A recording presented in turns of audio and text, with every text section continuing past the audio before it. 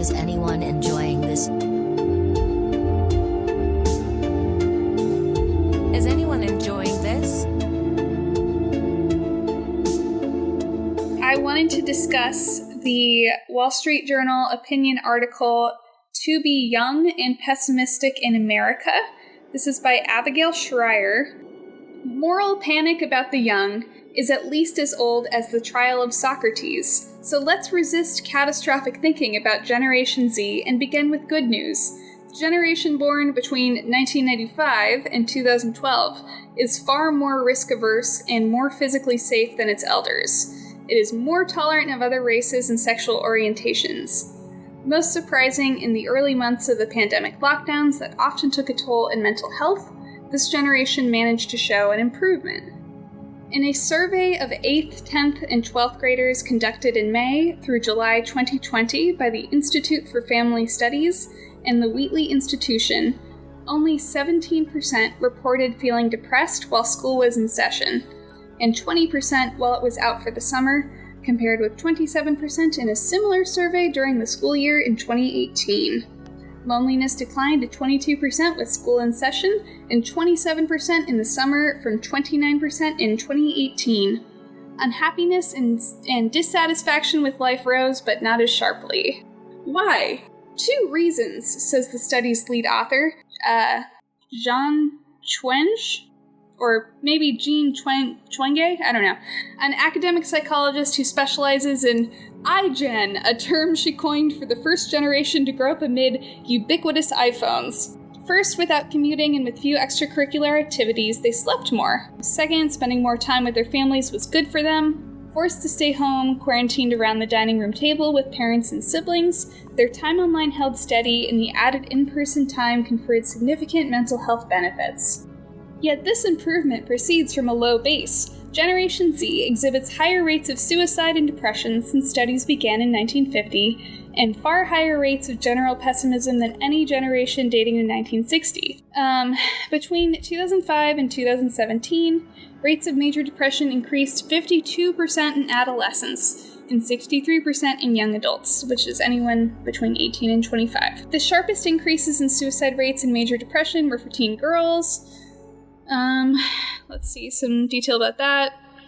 More likely than previous generations to see the world as an unfair place, Gen Z represents a significant departure from millennials, whom Ms. Twenge describes as very optimistic and self-confident. Whereas millennials have high expectations, Gen Z is just a much more pessimistic generation, and that was true before the pandemic. So what are they pessimistic about? Everything, she says. At their own prospects of the world. And you have to ask, what causes what? Is it because the world is so bad, that's why they're depressed? Or do they see the world as bad because they're depressed? Some more bullshit, I'll skip past that. Talking about this woman's book. One reason for the dramatic drop in hopefulness between millennials and Generation Z may be the different generations that reared them. Boomer parents brought up millennials telling them, you can be whatever you want to be, you're special, and they believed it, so that had some benefits. Gen Z received you're special messages from their Generation X parents too. Indeed, more than any prior generation of American parents, Gen X set out to deliberately raise happy kids. But there was also a shift in parenting from encouragement to fear. As parents' anxiety about the world rose, they seemed to have passed the feeling down. Oh, this is the good part. Miss Twenge says what drove the parents' anxiety is a bit of a mystery. Well, I would say, from what they're talking about, it kind of does make sense in that, last, couple generations were raised to not be allowed to do a lot of things or with less autonomy, I think. And a lot more control based on fear of crime and abductions, when there's no reality of that changing. Mm-hmm. Yeah. Well, I mean, it has changed. It's gotten less common. Yeah. But in the popular mind, it seems to be more parents seem to be much more cautious than previous generations. Is my understanding. Anyway, I don't know if there's evidence for that. But. Yeah. Miss Twenge is convinced that time online, especially on social media, and the closely related decline of in-person socializing account for today's teens' high rates of anxiety, depression, and self-harm. She has called Generation Z the loneliest generation on record. You know, I buy that, but I think what's just really not being addressed here is the clear economic issues. Yeah. And the, uncertainty and the political upheaval, which they completely ignore for most of this article, which is insane to me. This was interesting. Online social life may not bring the physical perils of drunk driving or date rape, but it seems to do real psychological harm to young people. They're in this world where you have to be on social media, yet being on social media can be really negative, Ms. Twenge says. In an instant, they can be permanently banned or humiliated or exposed in front of thousands or even millions of strangers. I think this idea that everything can potentially be public has had an enormous effect, she says. Young people are very, very cautious. I think it's also one of the reasons why they're more mentally vulnerable. It's because they feel like they're walking on eggshells all the time. She urges me to imagine life as a teenager today. Try to put yourself in the shoes of someone who can't remember a time before the smartphone, can't remember a time before social media, can't remember a time when it was perfectly normal for 16 or 17-year-olds to go drive around by themselves and hang out and have fun. It makes sense that they might not be particularly happy. Members of Gen Z are far less likely to date, obtain a driver's license, hold down a job, or hang out with friends in person than millennials were at the same age. High school seniors in 2015 were going out less often than 8th graders did as recently as 2009. And 2016 seniors spent an hour a day less on in-person social interaction than those of the 1980s. She interprets this, along with Gen Z's lower rates of sexual experimentation and alcohol use, as a reluctance to embrace adult privileges and responsibilities. I question that, but that includes love. Long warned by parents and teachers about the risks of sexual assault and disease, they're leery of any distraction that might throw them off a professional course, and even catching feelings. Obviously, some of them are going to get married, Ms. Twenge says, but the emphasis placed on getting married and having children has definitely decreased. I'm really wondering how they're not addressing the economic issues that might be causing they're kind of dancing. I mean, I think they're kind of like, I don't know whether this person is taking it as a given that that's a thing, or they're kind of dancing around it. Because it seems like when they're talking about, don't want to be distracted from their professional lives like that, the implication is that, it's highly competitive, and they fall off that track, they're kind of offset, you're kind of screwed. But they don't explicitly spell it out, so I'm kind of curious who this person's perspective is. Yeah, it seems really odd to be like, yeah, these children are incredibly stressed out about their futures and don't feel like they have time for anything other than building their resume, as soon as they hit 13 years old. But it's probably just because they spend too much time online, right? Yeah. See, I don't necessarily see if I hear that because of that, but I can definitely, I'm not sure which way I'm not clear. It's not clear to me which way the author's taking it.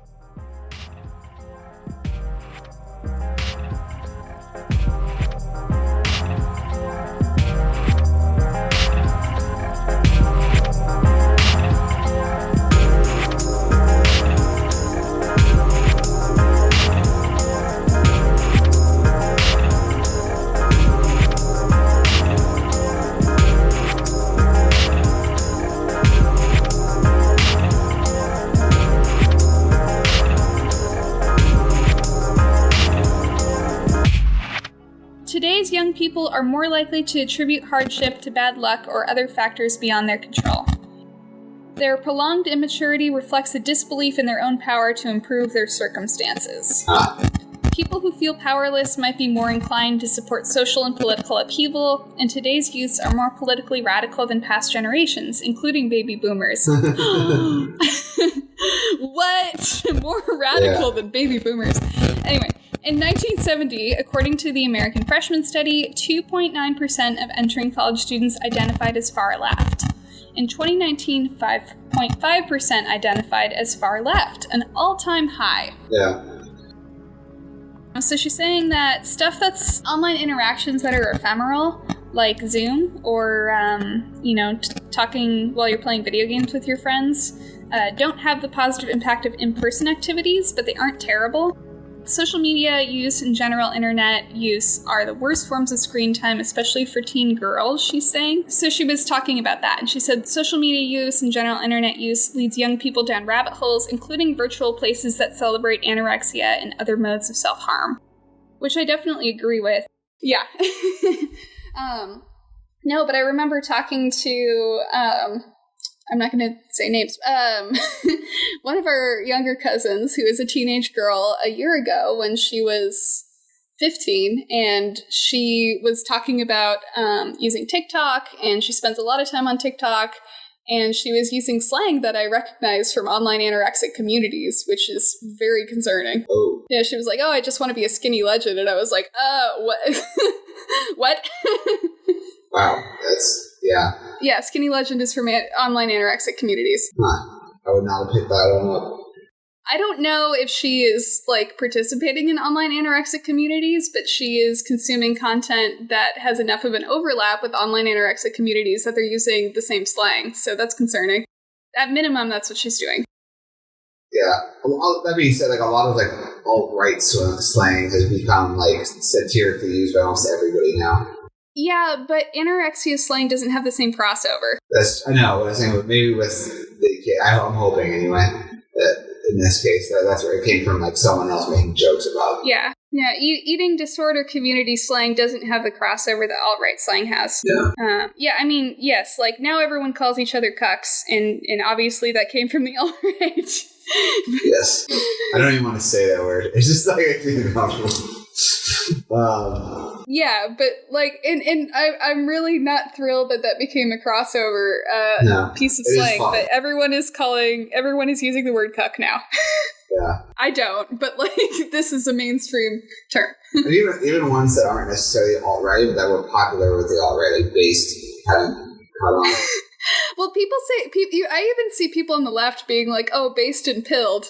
But they mean black pilled, but still. Oh, that's what I'm saying. It's like, I see a lot of people on the left. I see a lot of people on the left, too, who are using terms like, yeah, like, generally more ironically, hopefully. But, like, you know, I'm getting, well, it was Robert Evans, actually. I think he was getting alcohol pills or whatever. I'm thinking, but... It does make it hard to figure out who's what. I was talking to an SRA organizer about this because he's a bigger white guy with like a bunch of shitty tattoos who likes wearing like Hawaiian shirts. And, you know, obviously he likes guns because he's an SRA organizer. And he's like, yeah, it's just really unfortunate because I know I look like a Boogaloo boy. He's like, I dress like one, I look like one, but I was wearing Hawaiian shirts first, and I like them, and I have a lot of them, so. Yeah, that's unfortunate. It was interesting to see, like, before, they were very hopeful before Charlottesville, in the way that they hadn't been in a very, very long time. Yeah. It was kind of nice to see that a little bit of reality hit them. Yeah, where people were just like, you're not welcome here, and you're never allowed to do this again. Yeah. Well, but then also, too, is like, because of that, as long as the slightly toned down version has now become effectively mainstream with the Republican Party. Yeah. But they're not going to be able to at least do that in Charlottesville. Oh, yeah. People in Charlottesville know where that is headed. Like, you know, people here or like where you live might, you know, be a little more optimistic or be like, oh, you know, it's like they're just stating their views. People over here don't really, I don't think it's really like a real concern over here just because it's so, it's like one of those things that's like far away. People don't really think about it. People are like, well, we're not, you know, Virginia. So yeah, what's probably going to end up being bigger over here on the West Coast, especially in this specific area, is QAnon. I already live in a place where anti-vaxxers are rampant. You really can't swing a dead cat without hitting an anti-vaxxer around here. I am constantly getting in anti-vax conversations with people, even though I am not trying to. They just insist on bringing it up because people here, like, legitimately think it's such a mainstream view that you can just talk about it to whoever you want and they'll agree. Yeah. And this is where I live. And anti-vaxxers are super into QAnon now, too. So it's really just a matter of time until... Actually, it's not even a matter of time until we start getting QAnon politicians. We already fucking have one, Tito Ortiz. Yeah. Well, Amanda Chase is in my neck of the woods. Oh, that sucks. She's a QAnon local politician who is tied to several people who were involved in the whole Capitol riot, tied to all kinds of right-wing, far-right militias and white supremacists. That's good. That's great. That's all good stuff. Yes. Really into Confederate flags, too. That's super classy.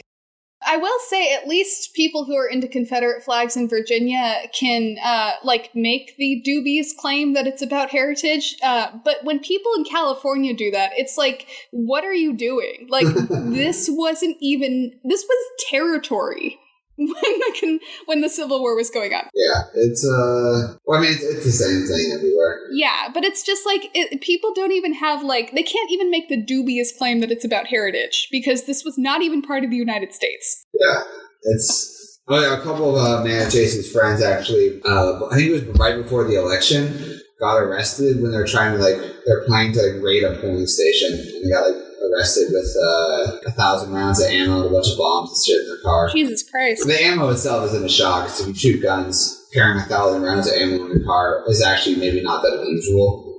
Carrying that with a bunch of loaded rifles and magazines and bombs to a polling station is pretty unusual, which is what they were doing.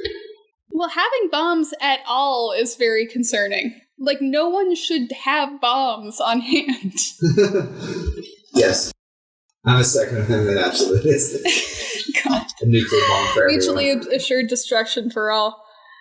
Which actually sounds pretty welcome at this point. It is funny also to see how, it's like actually with speech and then the whole Second Amendment thing is how pretty nakedly, even a lot of Second Amendment quote folks, the moment in left wing or minority groups begin to get involved in gun culture, how quickly they reverse all their everybody should own a gun position.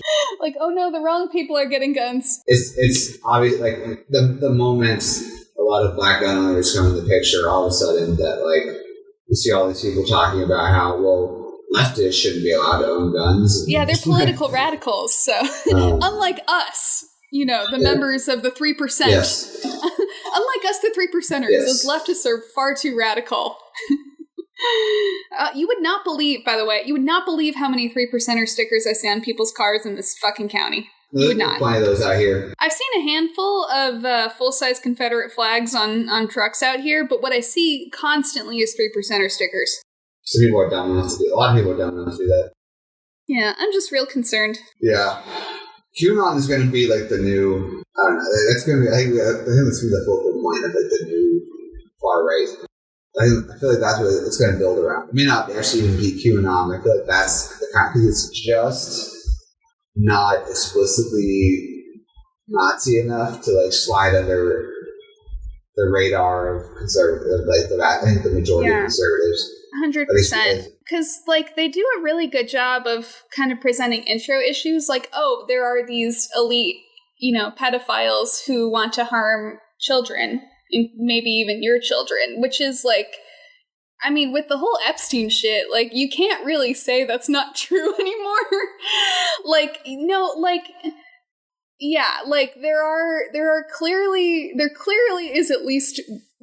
There were at least two pedophiles who had ties to some of the most powerful people in the world and were protected by multiple foreign governments. So yeah, it's not wrong. Not necessarily wrong. Yeah.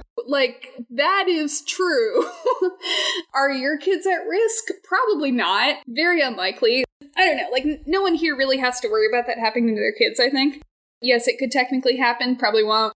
Yeah, statistically, it's not particularly likely. Yeah, but when you say, the United States government clearly, protects pedophiles, it's they do. So, can't argue with you there. Yeah. And that's a great jumping off point to get people into the rest of QAnon. Yeah. Especially... we should be maybe what if we didn't have these rich and powerful people? But, yeah, no. Yeah. They're taking the opposite direction. It's really, what's interesting is QAnon, not to grab a hole too much, but QAnon is basically the blood libel story, just copied and pasted. 100%.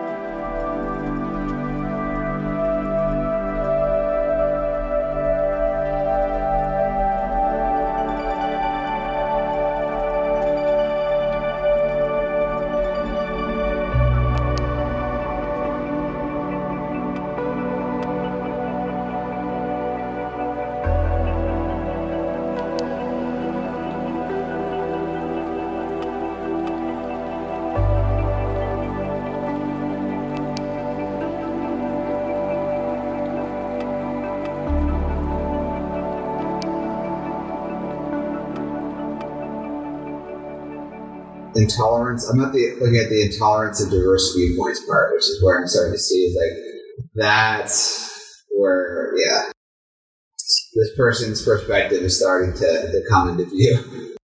I've literally never seen a safe space in my life. Like, I don't. I mean, I guess I have in schools.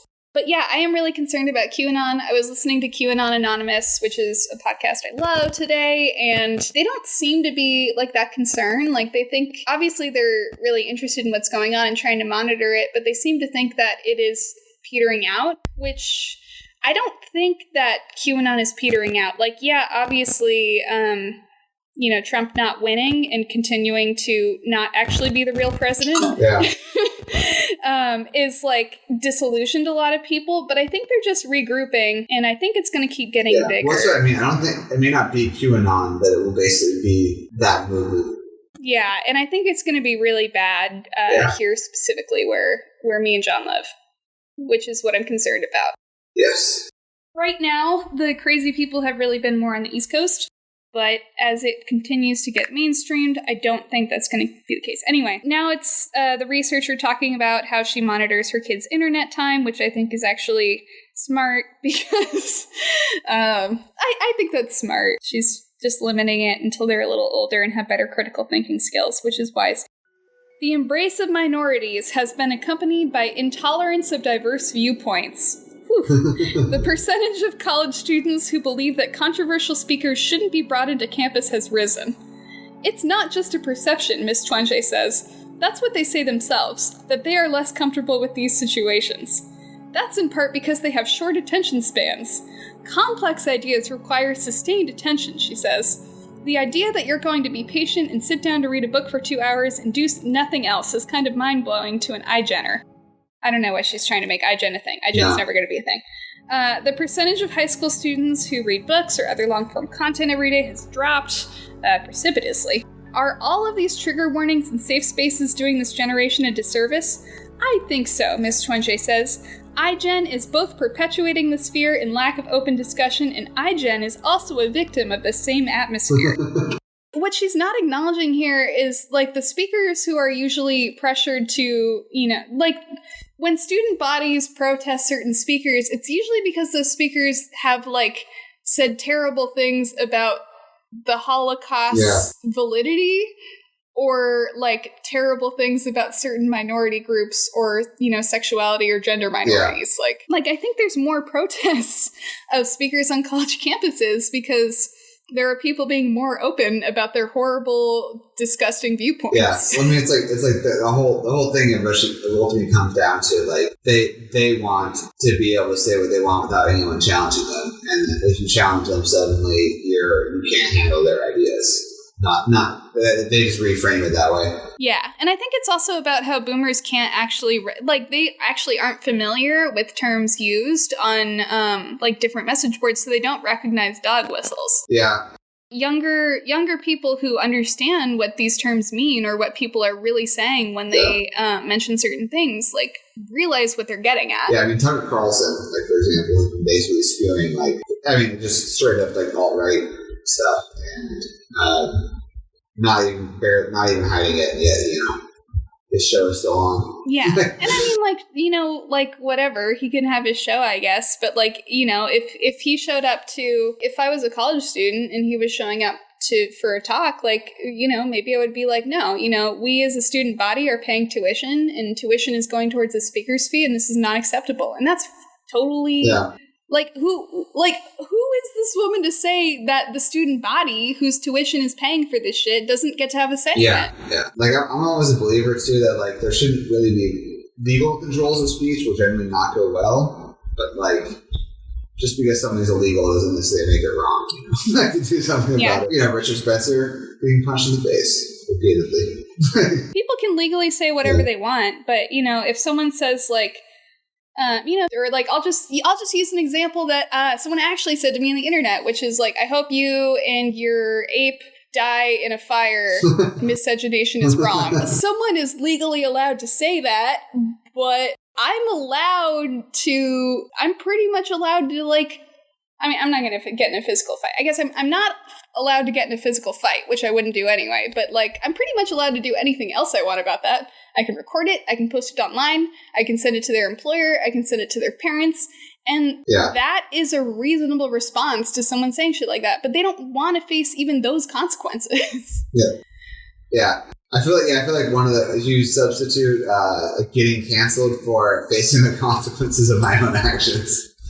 It'll be like at least 90% of the time.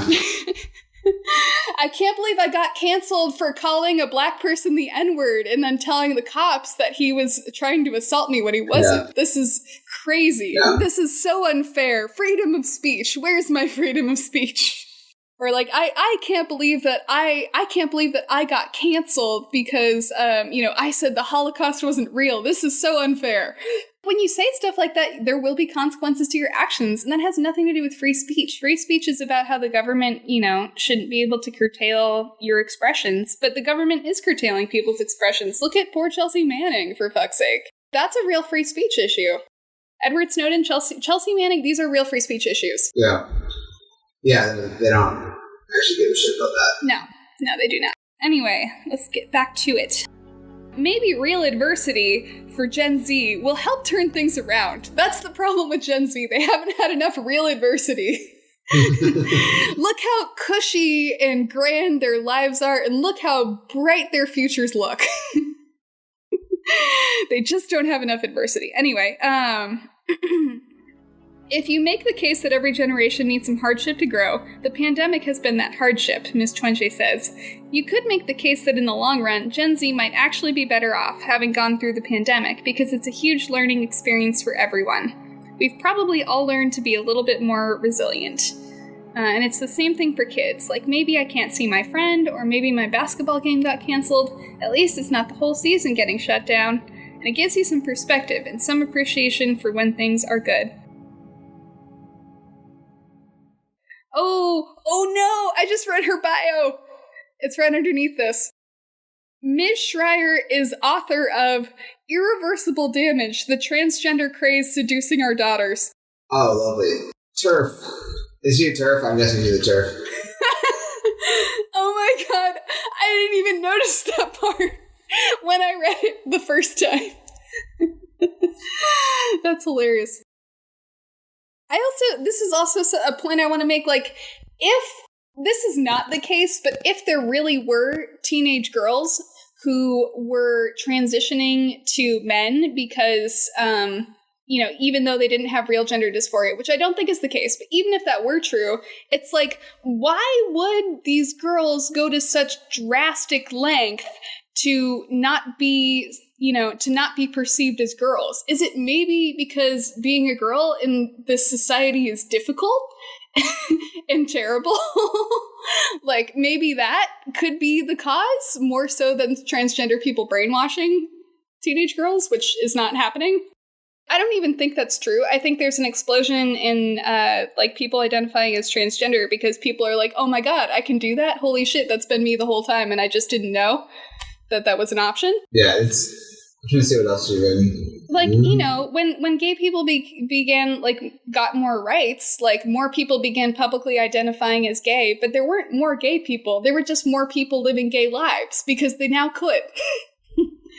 And it's not gay people tricking other people into being gay or brainwashing them. It's just people who were gay and didn't realize that they could just be gay. No one should have to live an inauthentic life. For a bunch of people who say that they don't, that people should be able to do what they want without the government interfering, I don't understand why they have such a problem with transgender people.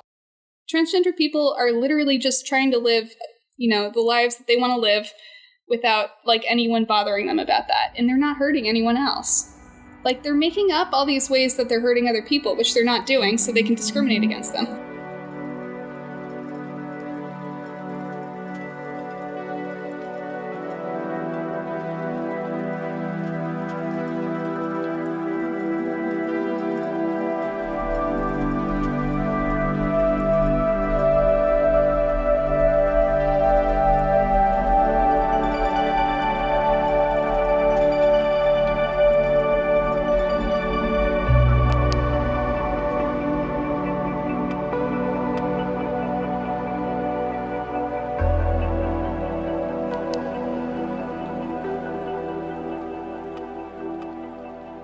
This has been Is Anyone Enjoying This? I know I'm not, and this is Carlos Danger. You're not enjoying the Wall Street Journal? I'm not enjoying the Wall Street Journal, and shit. I'm not enjoying this incredibly insightful piece by the author of, Irreversible Damage, the transgender craze seducing our daughters. Yes. I question her ability to accurately assess what's going on in society and what the real problems are that children are facing. In this episode. Wait, you should say your name. Oh, well, Liam, yes. Sending off. Bye. If you have been enjoying this, follow us on Twitter at IsAnyonePodcast. That's IsAnyonePodcast on Twitter.com. Subscribe and rate 5 stars if you also think Zoomers are okay and it is society that's wrong.